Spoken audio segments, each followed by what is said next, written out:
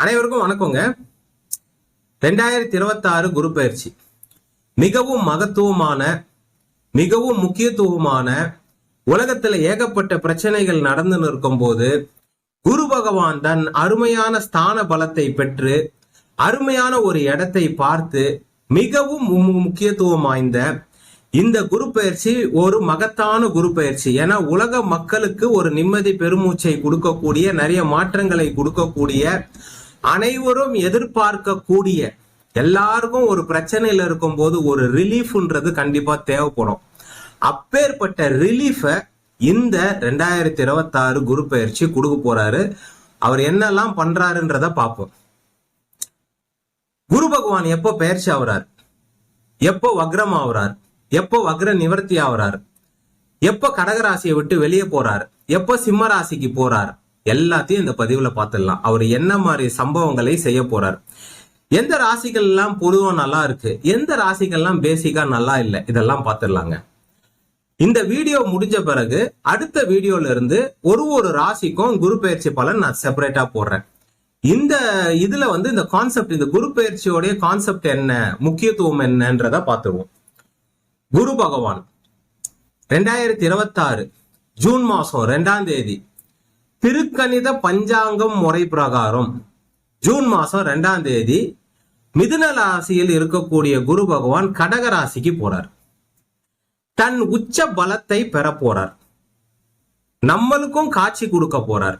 வானத்துல போயிட்டு, இரவுல போயிட்டு குரு பகவான் உச்சமான பிறகு அவரை வானத்துல பாத்தீங்கன்னா பிரகாசமா இருப்பார். ஸ்கை வியூன்னு ஒரு ஆப் இருக்குது. குரு பகவான் எங்க வானத்துல இருக்கிறாருன்னு உங்களுக்கு தெரியலன்னா ஒரு ஆப் இருக்கு, ஸ்கை வியூன்னு சொல்லிட்டு. அதை டவுன்லோட் பண்ணிட்டு ஆண்ட்ராய்ட் போன்ல குரு கரெக்டா எங்க இருக்கிறாருன்னு லொகேஷனை காட்டும். அந்த இடத்துல நீங்க பாத்தீங்கன்னா குரு பகவான் நல்ல பிரகாசமா ஒரு ஒளி அமைப்போட இளம் மஞ்சள் நிறத்துல சூப்பரா காட்சி கொடுப்பாரு. அவர் உச்சம் ஆகும் போதுதான் இதை பார்க்க முடியும்.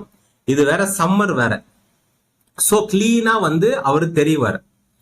ஜூன் மாசம் 2ஆம் தேதி குரு பகவான் தன் உச்ச வீடான கடகத்தை நோக்கி போறார்.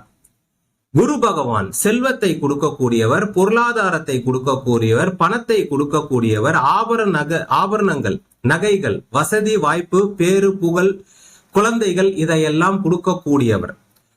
குரு பார்க்க கோடி நன்மைன்னு சொல்லுவோம். ஒரு குரு பகவான் அவருடைய சில பயிற்சிகள்ல அவருடைய மிகப்பெரிய முக்கியத்துவத்தை நம்மளால உணர முடியும். இப்ப உலகத்துல ஏகப்பட்ட பிரச்சனை போயின்னு இருக்கு. இந்த உலகத்துல சில நாடுகள் செய்கின்ற போர், சில நாடுகள் இன்னொரு நாடு மேல பவரை செலுத்தும் போது ஏகப்பட்ட பிரச்சனையாகி இந்த 2026ல கொலாப்ஸ் ஆகி நிக்குது. இந்த கொலாப்ஸ் ஆகி நிக்கிற இந்த காலகட்டத்துல இந்த குரு பயிற்சி ஒரு மிகப்பெரிய மாற்றத்தையும் ஒரு மிகப்பெரிய ரிலீஃபையும் கொடுக்க போகுது.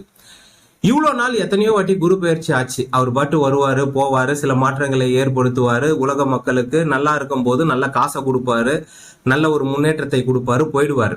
ஆனா இந்த குரு பயிற்சி உலக மக்களுக்கே ஒரு ரிலீஃபை கொடுக்கக்கூடிய, 800 கோடி மக்களுக்கும் ஒரு ரிலீஃப்னா, ஏன்னா இப்ப நிறைய நாடுகள் போர் பண்ணின்னு இருக்கு, அந்தந்த நாடுகள் மேல குண்டு போயிட்டு இருக்கு, அந்த நாடு டேமேஜ் ஆயிட்டு இருக்கு, நிறைய பேர் இறந்துட்டு இருக்காங்க, நிறைய பொருளாதார இழப்பு ஏற்பட்டு இருக்கு. நம்மளுக்கு கூட அந்த பெட்ரோல் சம்பந்தமாக, டீசல் சம்பந்தமான, கேஸ் சம்பந்தமான பிரச்சனைகள் எல்லாம் ஏற்பட்டுன்னு இருக்கு. அனைத்து உலக நாடுகளிலும் இந்த எரிபொருள் விலைவாசி ஏறி ஏகப்பட்ட கொலாப்ஸ் ஆகி இருக்குது. இதெல்லாம் யாராலன்னு கேட்டா நம்மளுடைய கர்மகாரகன் சனி பகவானால. சனி பகவான் கச்சா எண்ணெய்க்கு காரகம், பெட்ரோல், டீசல், கேஸ் எல்லாத்துக்கும் சனி பகவான் தான் காரணம். ஒரு உலக அமைதியை குலைக்க முடியும்னா, ஒரு போரை உருவாக்க முடியும்னா, ஒரு உலக மக்களுக்கு மிகப்பெரிய ஒரு பொருளாதார பின்னடைவை ஏற்படுத்த முடியும்னா அது நம்ம சனி பகவானால முடியும். அந்த சனி பகவானை ஓரளவுக்கு கட்டுப்படுத்தக்கூடிய குரு பயிற்சியாக இது இருக்கும். சனிய நவ கிரகத்தாலையும் கட்டுப்படுத்த முடியாது, நல்லா புரிஞ்சுக்கோங்க. நவ கிரகத்தாலையும் சனி பகவானை கட்டுப்படுத்த முடியாது. ஏன்னா சனி பகவானுக்கு தான் கர்மகாரகன். கர்மாவை உலக மக்களுக்கு எல்லாருக்கும் கர்மாவை செலுத்தக்கூடிய பவரை சனி பகவான் கிட்ட கொடுத்து இருக்கிறாரு. அவர் கர்மாவை செலுத்தும் போது யாராலையும் கட்டுப்படுத்த முடியாது. ஆனால் குரு பகவானால ஒரு அளவுக்கு சம் பர்சன்டேஜ் அவரால் எப்பா கொஞ்சம் சைலண்டா இருப்பா, ரொம்ப பிரச்சனையாயின்னு இருக்குது, நீ இப்படியே போயின்னு இருந்தனா நிறைய பிரச்சனை ஆயிடும், கொஞ்சம் பொறுமையா இருன்னு சனி பகவானை சாந்தப்படுத்தக்கூடிய, கட்டுப்படுத்தக்கூடிய குரு பயிற்சி கிடையாது, சாந்தப்படுத்தக்கூடிய குரு பயிற்சியாக இது இருக்கும். ஜூன் மாசம் 2ஆம் தேதி குரு பகவான் கடகராசிக்குள்ள போறார். இதுல என்ன மகத்துவம்னு பாத்தீங்கன்னா, தன் 9ஆம் பார்வையால சனி பகவானை பார்க்க போறார். மேஷ ராசிக்கு விரயஸ்தானமான மீனத்தை பார்க்க போறார். எந்த இடத்துல பிரச்சனை ஆச்சோ 2025 மார்ச் மாசம் சனி பகவான் மீன ராசிக்குள்ள போன பிறகு எந்த கால புருஷ தத்துவத்துக்கு விரயஸ்தானமான மீனம், அந்த மீனத்துக்குள்ள சனி பகவான் போன பிறகு உலக பொருளாதாரமும் கச்சா எண்ணெயும் போர்களும் எல்லாம் படிப்படியா அப்படியே கொஞ்சம் கொஞ்சமா பெருசாகி இப்போ இந்த 2026 ஏப்ரல் மாசத்துல அது தீவிரம் அடைஞ்சிருக்கு. இதை கட்டுப்படுத்தக்கூடிய குரு பயிற்சியாக இந்த குரு பயிற்சி இருக்கும். ஏன்னா இந்த குரு பகவான் மாபெரும் சுபரான அந்த குரு பகவான் உச்சம் பெற்று அந்த சனியை பார்க்கும் போது காலபுருஷ தத்துவத்துக்கு அந்த 12ஆம் இடத்தை பார்க்கும் போது ஒரு நல்ல ஒரு மாற்றங்களை ஏற்படுத்துவார். குரு பகவான் ஜூன் மாசம் 2ஆம் தேதி உள்ள வராருங்க, கடகராசிக்குள்ள உள்ள வராரு. அக்டோபர் மாசம் 31ஆம் தேதி வரைக்கும் 5 மாசம் இருக்கிறாருங்க, கடகத்திலேயே இருக்கிறார் 5 மாசம். June, July, August, September, October 5 மாசம் இருக்கிறார். கரெக்டா அக்டோபர் மாசம் 31ஆம் தேதி சிம்மத்துக்குள்ள போறார், சிம்ம ராசிக்குள்ள போறார். நவம்பர் மாசம், டிசம்பர் மாசம், ஜனவரி மாசம் 3 மாசம், ஜனவரி 24ஆம் தேதி வரைக்கும் வக்ரகதியில இருக்க போறார். சிம்ம ராசியில வக்ரகதியில இருப்பார். 2027 ஜனவரி மாசம் 24ஆம் தேதி வக்ர நிவர்த்தியாகி திருப்பி கடகத்துக்குள்ள வரார். திருப்பி நம்ம கடகராசிக்குள்ள உச்ச பலத்தை திருப்பி கையில எடுக்கிறார். ஜனவரி மாசம் எடுக்கிறார் 24ஆம் தேதி. திருப்பி எப்போ வெளியே போறார்னா ஜூன் மாசம் 2027 ஜூன் மாசம் 25ஆம் தேதி கடகத்தை விட்டு திருப்பி சிம்மத்துக்கு போறார். புரியுதுங்களா? இதுதான் நவகிரகங்களுடைய சுழற்சி. இதனாலதான் வக்ரமா வருது. நம்ம சூரியனுடைய அந்த ஒளி பின்பத்தால அவரு அப்படியே அந்த கிரகம் ஒரு பெரிய சக்தி வாய்ந்த நிறைய பவர் இருக்கக்கூடிய அந்த கிரகம் அப்படி மூவ் பண்ணும் போது ஆப்போசிட்ல இருக்கிற கிரகத்தை எல்லாம் கொஞ்சம் அப்படியே தள்ளி விடுவார். பக்கத்துல இருக்கிற கிரகத்தை எல்லாம் கொஞ்சம் தள்ளி விடுவார். புவியீர்ப்பு சக்தி, சோலார் சிஸ்டம், இந்த சூரிய பகவானாலதான் எல்லாமே நவகிரகங்களும் இயங்கி கொண்டு இருக்கின்றது. இவர் பக்கத்துல போகும்போதும் இவங்க நிலை தடுமாறுறதை தான் வக்ரம்னு சொல்றோம். அதே மாதிரி ஆப்போசிட்ல இருக்கும் போதும் நிலை தடுமாறுறது தான் வக்ரம்னு சொல்றோம், அஸ்தங்கம்னு சொல்றோம். இதெல்லாம் நடக்கும். சூரியனோட பக்கத்துல போகும்போது அஸ்தங்கமாவும், ஆப்போசிட்லயும் அவர் நெருங்கி வரும்போது அது அவ்வளோ பெரிய பவர்ஃபுல்லான எனர்ஜெட்டிக்கான ஒரு பிளானட்டுங்க, அது பெரிய பிளானட். அப்படி இப்படி போகும்போது இந்த கிரகங்கள் எல்லாம் அந்த புவியீர்ப்பு சக்தியில கொஞ்சம் மூவ் ஆகும், அதுதான் வக்ரம். கடகத்துக்குள்ள ஜூன் மாசம் 2ஆம் தேதி வருகின்ற குரு பகவான் 5 மாசம் கடகத்துக்குள்ள இருப்பார். அடுத்த 3 மாசம் சிம்ம ராசிக்குள்ள இருப்பார். சிம்மத்துல இருந்தாலும் பவரா தான் இருப்பார், வக்ரத்துல இருந்தாலும் அவர் பவரா தான் இருப்பார். அதுக்கப்புறம் திருப்பி ஒரு 5 மாசம் கடகத்துல இருப்பார். மொத்தம் இந்த பயிற்சி பாத்தீங்கன்னா 1 வருஷம் 1 மாசம் இருக்கும். இந்த பயிற்சியில மிகவும் முக்கியத்துவம் வாய்ந்தது என்னன்னா, இப்போ இந்த உலகத்துல ஏகப்பட்ட பிரச்சனை போய்கிட்டு இருக்கு, நிறைய மக்கள் பாதிக்கப்பட்டுன்னு இருக்கிறாங்க. இந்தியால இருக்கிற நம்மளுக்கு எதுவும் தெரியல. ஆனா அரபு நாடுல இருக்கக்கூடிய, கல்ஃப் கண்ட்ரில இருக்கக்கூடிய எத்தனையோ நம்ம கிளைண்ட்ஸ் பாதிக்கப்பட்டிருக்காங்க. எத்தனையோ போன் கால்ஸ் கடந்த சில நாட்களாக எத்தனையோ பேர் பாதிக்கப்பட்டிருக்காங்க. எத்தனையோ பேருக்கு சொத்துகள் பறி போய் இருக்குது, அவங்களுடைய இடங்கள் எல்லாம் நாசமா இருக்குது, வீடுகள் நாசமா இருக்குது. ஏகப்பட்ட பிரச்சனைகளை உலக மக்கள் அனைத்து இடத்துலயும், இப்போ நம்ம வெளிநாட்டுல இருக்கிற கிளைண்ட்ஸ் எல்லாமே விலைவாசி ஏறி போச்சு சார், சடனா ஏறி போச்சு சார். எல்லாமே விலைவாசி, அந்த குரோசரி மெட்டீரியல்ஸ், கேஸ், இப்போ நம்மள மாதிரி ஒரு 900 குத்தா கேஸ் வந்துடாது. வெளிநாட்டுல இருக்கிறவங்களுக்கெல்லாம் கேஸ் பில்லே ஒரு 30,000-40,000 வரும். அது எல்லாமே கேஸ்குள்ளவே வீட்டுக்குள்ள கனெக்ஷன் வந்துடும், டியூப் வழியா வந்துடும். அந்த யூஸ் பண்ணிட்டு இருக்கிறது கேஸ் விலை பயங்கரமா ஏறி இருக்கு. அவங்களுக்கு பெட்ரோல் டீசல் விலையும் ஏறி இருக்கு. ஸோ இதனால கடுமையான அவங்க சேர்த்து வைக்கிற பணத்தோடைய இதுவே வேல்யூவே கட்டாயிருக்குது. இந்தியாவில மட்டும் பெட்ரோல் டீசல் விலையை ஏத்தாம அப்படியே கண்ட்ரோல் பண்ணிக்கின்னு பல்ல கடிச்சுக்கிட்டு வண்டியை ஓட்டின்னு இருக்கிறாங்க. கேஸ் விலையை மட்டும் கொஞ்சம் ஏத்தி இருக்கிறாங்க. இந்த போர் அனைத்தையும் பாதிக்கப்பட்டிருக்கு. இந்த கச்சா எண்ணெய், இந்த பெட்ரோல் டீசல் கேஸுக்கான கிரகத்தை குரு பார்க்கறதால இந்த ஒரு டெம்பரவரி ரிலீஃப் ஒரு 5 மாசத்துக்கு கிடைக்கும். June, July, August, September, October. ஆனா முழுமையாக சனி பகவானை கட்டுப்படுத்த முடியாது. இப்பதான் ஒரு 2 வீடியோ முன்னாடி போட்டிருக்கேன் பாருங்க. சனி பகவான் மீனத்துல இருக்கும் போதும் சனி பகவான் மேஷத்துல இருக்கும் போதும் கண்டிப்பா உலகத்துல இருக்கிற நாடுகள் அடிச்சுக்கிட்டு தான் இருக்கும். போர்கள் இருக்கும், பிரச்சனைகள் இருக்கும். போர்கள் குறைஞ்சதுன்னு வைங்களேன், இயற்கை சீற்றங்கள் வந்துடும். இயற்கை சீற்றமும் இல்லப்பா, போர்களும் நடக்கலப்பா, ஏதாவது தேவையில்லாத வைரஸ் மாதிரி கொரோனா எப்படி வந்தது 2020 ஒண்ணுமே இல்லை. யார் மேல யாரும் தாக்குதலும் பண்ணல, இயற்கை சீற்றமும் கிடையாது, யார் மேல யாரும் போரும் பண்ணல, தேவையில்லாம ஒண்ணு வந்தது பாத்தீங்களா, அந்த மாதிரி. சனி பகவான் மீனத்துல இருக்கும் போதும் சனி பகவான் மேஷத்துல இருக்கும் போதும் பாதிப்பு தான். டெம்பரவரியா ஒரு 5 months சனி பகவானை கட்டுப்படுத்தக்கூடிய நிலைமையில குரு பகவான் வராரு. அதுக்கப்புறம் ஒரு 3 மாசம் என்னால கட்டுப்படுத்த முடியலன்னு விட்டுறாரு. ஏன்னா அவரு வேற ராசிக்கு போயிடுறாரு. அப்ப அந்த குருவோட பார்வை சனி மேல படாது, விரயஸ்தானத்துக்கு, காலபுருஷ தத்துவத்துக்கு விரயஸ்தானத்துக்கு மேலயும் படாது. சோ அப்போ சிம்மத்துல குரு இருப்பாரு. அதுவும் ஒரு வகையில நல்ல விஷயம் தான்.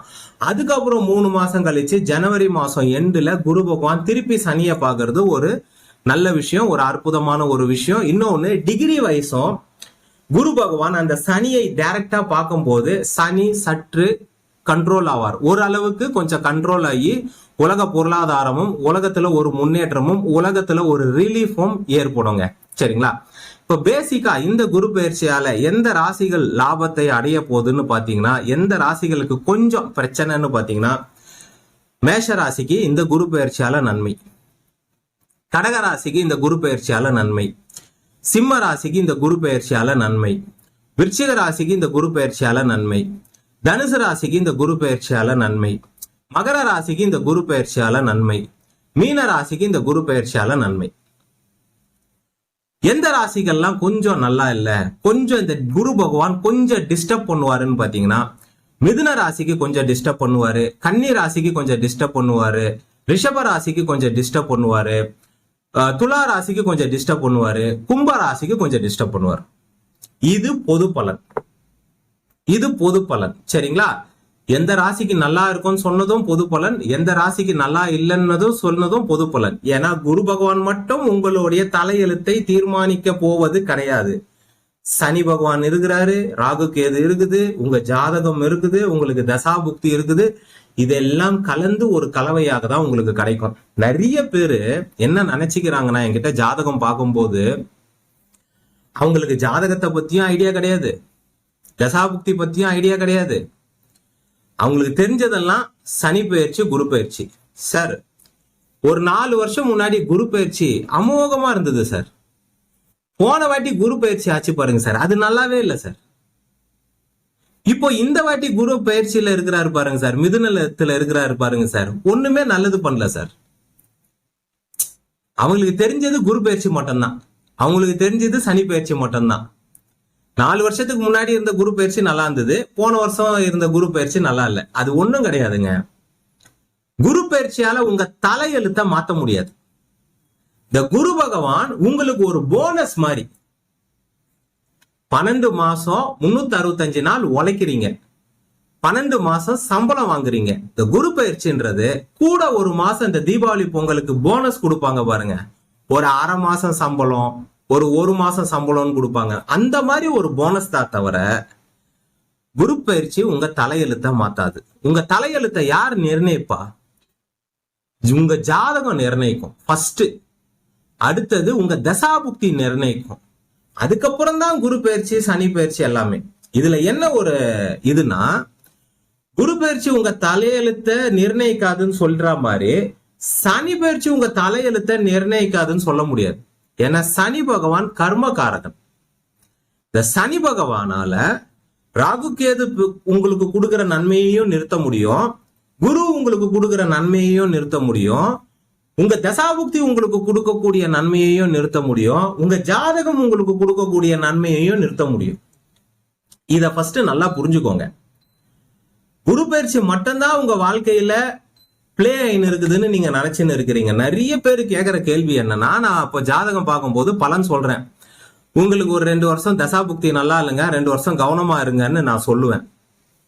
சார், யூடியூப்ல டிவில ஒருத்தர் என் ராசிக்கு ரொம்ப நல்லா இருக்குதுன்றாரு, நீங்க குரு பயிற்சி நல்லா இருக்குதுன்றாரு, நீங்க நல்லா இல்லைன்றீங்கன்றுவாங்க. தசாபுக்தி தாங்க ஃபர்ஸ்ட், உங்க ஜாதகம் தான் ஃபர்ஸ்ட், அதுக்கப்புறம் தான் குரு பயிற்சி. ஆனா உங்களுக்கு தெரிஞ்சது பூராமே குரு பயிற்சி தான். அப்போ நீங்க கன்ஃபியூஸ் ஆகுறீங்க. இவர்கிட்ட ஜாதகம் பார்க்கும்போது நல்லது நடக்கலையேன்னு சொல்றாரு, நல்லது ஒரு 2 வருஷத்துக்கு நல்லது நடக்காது, உங்களுக்கு டைம் சரியில்லைன்னு சொல்றாரு. ஆனா டிவில ஒருத்தர் குரு பயிற்சி அமோகமா இருக்குதுன்னு சொல்றாரு, ஒரே கன்ஃபியூஸ் ஆயிடுறீங்க. ஜாதகம் பாக்குறது தான் முக்கியம். டிவில உங்களுக்கு சொல்றது, டிவில உங்களுக்கு சொல்றாங்க சூப்பரா இருக்குதுன்றாங்க, மேஷ ராசிக்கு அருமையா இருக்குதுன்னு சொல்றாங்கன்னு வைங்க. மேஷ ராசியில இந்த உலகத்துல பிச்சைக்காரங்க இருக்கவே மாட்டாங்களா? மேஷ ராசியில கஷ்டப்படுறவங்க இருக்கவே மாட்டாங்களா? மேஷ ராசியில வறுமை கோட்டுக்கு கீழே சாப்பாட்டுக்கே வழி இல்லாதவங்க இருப்பாங்கல்ல, அப்போ அவங்களுக்கு அப்படியே நல்லதாகி மேல போயிடுவாங்களா? நீங்க எத்தனையோ கோவிலுக்கு போவீங்க, அந்த கோவில்ல இருக்கிற அந்த வாசல்ல பிச்சை எடுக்கிறவங்க அங்கேயே தானே இருக்கிறாங்க. எந்த குரு பயிற்சியிலயும் அவங்க பெரிய பணக்காரர் ஆகலையே, எந்த குரு பயிற்சியிலயும் அவங்க பெரிய தொழிலதிபர் ஆகலையே. அதுதான் ஜாதகம். அவங்க கோவில் வாசல்ல ஏன் பிச்சை எடுத்துன்னு இருக்கிறாங்கன்னா அது ஜாதகம். அதுதான் ஃபர்ஸ்ட் பிச்சைக்காரனா பணக்காரனான்றத தீர்மானிக்கும். தசாபுக்தி நல்லது நடக்குமா நடக்காதான்றத தீர்மானிக்கும். அதுக்கப்புறம் தான் குரு பயிற்சி எல்லாமே. சோ இதெல்லாம் போட்டு குழப்பிக்காதீங்க. ஃபர்ஸ்ட் இந்த ஜாதகத்தை பத்தி கிளீனா தெரிஞ்சுக்கோங்க. அதுக்கப்புறம் இது ஒரு கடல், இத அவ்வளவு சீக்கிரமா நீங்க கிளீனா தெரிஞ்சுக்க முடியாது, கரெக்ட் தான். ஆனா இது ஒரு கடல், ஆனா தெரிஞ்சுக்கிறதுக்கு ட்ரை பண்ணுங்க. இந்த பதிவுல குரு பகவானோடைய பயிற்சியோடைய அமைப்பை பார்த்திருக்கோம். நன்றி, வணக்கம், வாழ்க வளமுடன்.